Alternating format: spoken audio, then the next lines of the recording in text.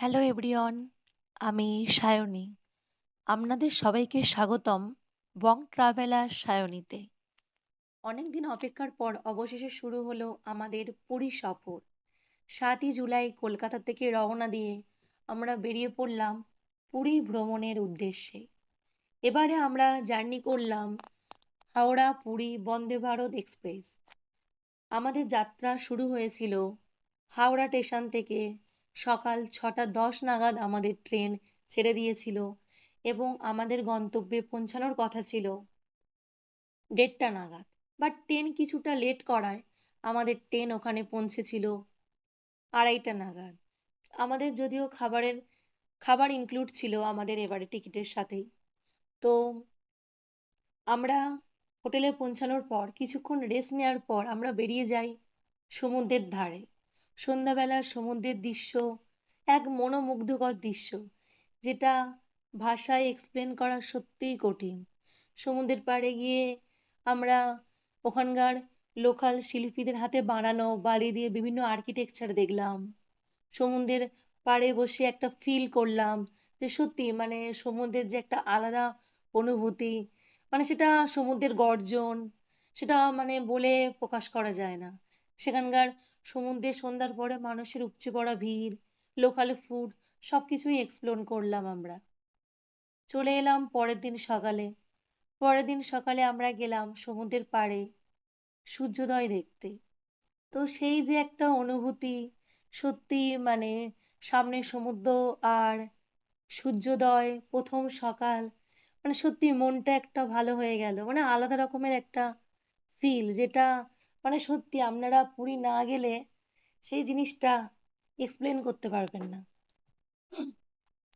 মানে ভাষায় এক্সপ্লেন করার মতোই না, মানে ব্যাপারটা মানে কি বলবো। তাই অবশ্যই আপনারা যান, নিজেরাই গিয়ে ফিল করবেন। তো সকালবেলা আমরা সি বিচে সূর্যোদয় দেখলাম, ওখানকার লোকাল ফুড ট্রাই করলাম, সঙ্গে সমুদ্রের সূর্যোদয় দেখতে দেখতে ভাঁড়ে চা, সকালের প্রথম চা, সূর্যোদয়, সমুদ্র, সত্যি একটা আলাদা মানে অবিস্মরণীয় স্মৃতি হয়ে রয়ে যাবে সারা জীবন। তারপরে আমরা চলে গেলাম জগন্নাথ দেব মহাপ্রভুর দর্শনে। সেখানে ভগবানকে দেখলাম, লক্ষ লক্ষ মানুষের ভিড়, সবকিছু নিয়মের মধ্যে দিয়ে ভগবানকে দর্শন করলাম। সে যে একটা আলাদা একটা ব্যাপার, ওই যে আধ্যাত্মিক যে শান্তি, মানে যেটা আমাদেরকে বারবার টানে পুরীর উদ্দেশ্যে। সত্যি মানে সেই বারবার যে আমাদেরকে টানে পুরীর উদ্দেশ্যে, সত্যি মানে সেই ভগবানের কাছে না গেলে আপনারা সেই জিনিসটা ফিল করতে পারবেন না। মন্দিরে আমরা ভগবানের ভিতরে তো মানে ফোন নিয়ে যাওয়া, মানে ওখানে রেস্ট্রিক্টেড, মানে ফোন নিয়ে যাওয়া যাবে না। তো বাইরে থেকে যতটা পারলাম আপনাদের সামনে তুলে ধরলাম। তো আমি আপনাদেরকে একটা সাজেশন দেব, মানে এটাই সাজেস্ট করছি যে সমুদ্রে ভগবানের দর্শনের ওখানে গেলে মানে মেন গেট দিয়ে না ঢুকে ওই যে সিংহদুয়ার বা অশ্বদুয়ার এদিক থেকে ঢুকলে মানে আপনাদের তুলনামূলক মানে লাইনটা কম দিতে হবে। তো মেন গেট দিয়ে ঢুকলে কি হয়, লাইনটা অনেকটা হয়, তো অনেকক্ষণ আপনাদের দাঁড়িয়ে থাকতে হবে। তো পিছনের গেট দিয়ে ঢুকলে মানে এটা একটা মানে সাজেশন আর কি। তো আপনারা মানে অল্প সময়ের মধ্যে তো ভগবানকে দর্শন করতে পারবেন। এরপরে আমরা চলে গেলাম পুরীর লোকাল সাইট সিনে। তো তার মধ্যে প্রথম আমরা চলে গেলাম ওমকারেশ্বর মন্দির। সত্যি এই জায়গাটা আজও অনেক মানুষের কাছে অজানা। বাট এই যে মন্দির, আমরা এখানে না গেলে জানতে পারতামই না যে এখানে শিব ঠাকুরের এতগুলো রূপ, প্রত্যেকের নাম, সে যে একটা আলাদা মানে কি বলবো আলাদা একটা অনুভূতি। মানে এতগুলো জ্যোতির্লিঙ্গ। তো মানে আপনারা ওখানে আমি বলবো যে পুরীতে গেলে অবশ্যই সাইট সিনের লিস্টে, আপনাদের ভ্রমণ লিস্টে অবশ্যই ওমকারেশ্বর মন্দিরটা রাখুন। না হলে আপনারা বুঝতেই পারবেন না যে ভগবানের এত রূপ, তাই না? এরপরে আমরা চলে গেলাম গুপ্ত বৃন্দাবন। গুপ্ত বৃন্দাবন এমন একটা জায়গা যেখানে আপনারা পেয়ে যাবেন একটা শান্তি, সে এক অন্যরকম ব্যাপার, যেটা ভাষায় সত্যি আমি প্রকাশ করতে পারবো না। তো আমি অবশ্যই বলবো আপনারা যাবেন। এগুলো আজও হিডেন প্লেসেস হয়ে রয়ে গেছে, বাট আমি চাইবো অবশ্যই আপনারা যাবেন। গুপ্ত বৃন্দাবন সত্যি একটা অনবদ্য ব্যাপার, যেখানে আপনারা গিয়ে মানে কি বলবো, মানে সত্যি বৃন্দাবনের মতো ফিল নিতে পারবেন। সেই কারণে জায়গাটার নাম হচ্ছে গুপ্ত বৃন্দাবন। অনেকেই এখনো জায়গাটা এক্সপ্লোর করেনি, তাই। এরপর আমরা চলে গেলাম জগন্নাথ দেবের পিসির বাড়িতে।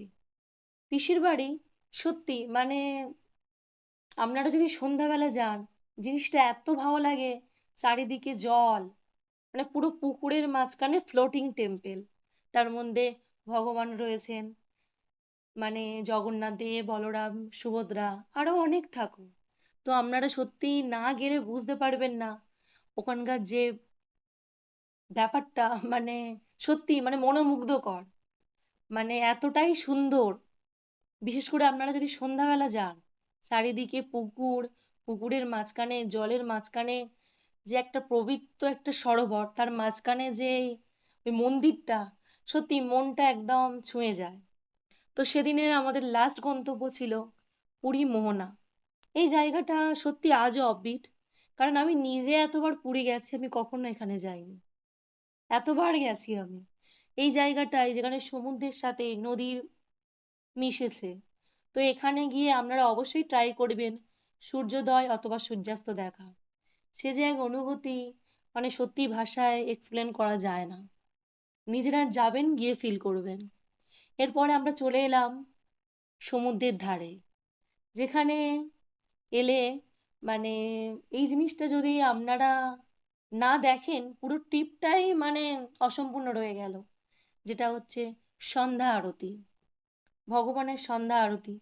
তো এটা হয় আপনার স্বর্গদুয়ার বিচের সামনে 7টা, 6:30 থেকে 7টার মধ্যে। এই জিনিসটা সত্যিই না দেখলে পুরো ট্রিপটাই অসম্পূর্ণ।